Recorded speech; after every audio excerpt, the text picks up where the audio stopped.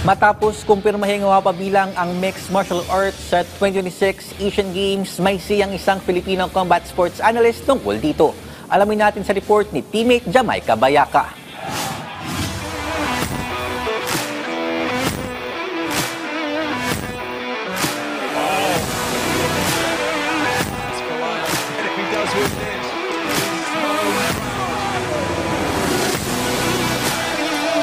Isang malaking good news para sa mga Filipino MMA fighters na mapabibilang na ang MMA sa 2026 Asian Games bilang isang medal sport sa kauna-unahang pagkakataon.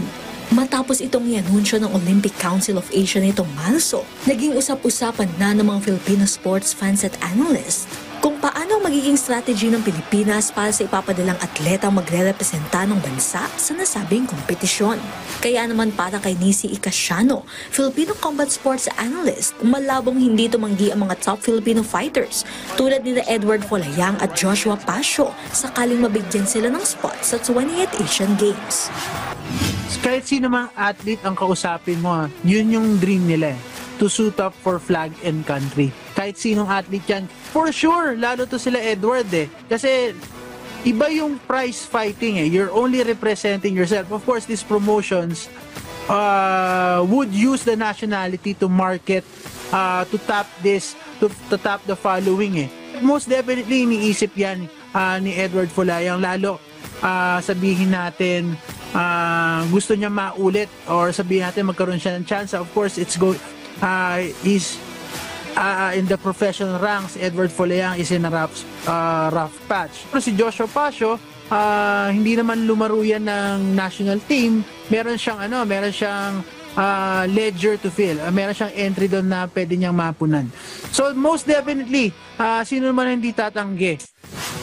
Sinabi din ng combat sports analyst na magandang platform at opportunity para sa ating mga fighters ang pagkakaroon ng MMA sa nasabing patimpalak. Pero aniya, consistency is the key pa rin ang dapat tutukan ng Philippine MMA para mas lumago at mas makilala pa ang nasabing sport sa bansa. It's another platform, it's another avenue for our fighters to hone their talents at the same time to bolster their stock as an athlete.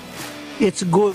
This is going to be the breeding ground of our future, whether it's going to be the highest level of the amateurs or sabihin natin the farm bill of the professional level. So meron na kahit papaano the seeds are planted.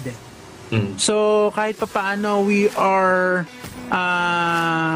well acquainted with the system. Maganda siya.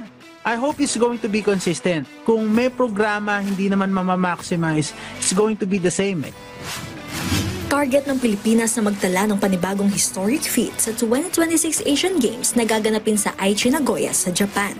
Aasahang magiging matindi ang labanan ng mga Asian fighters, lalo na't malaking contender rin ang mga Pinoy pagdating sa combat sports. Jamaica Bayaka para sa atletang Pilipino, para sa bagong Pilipinas.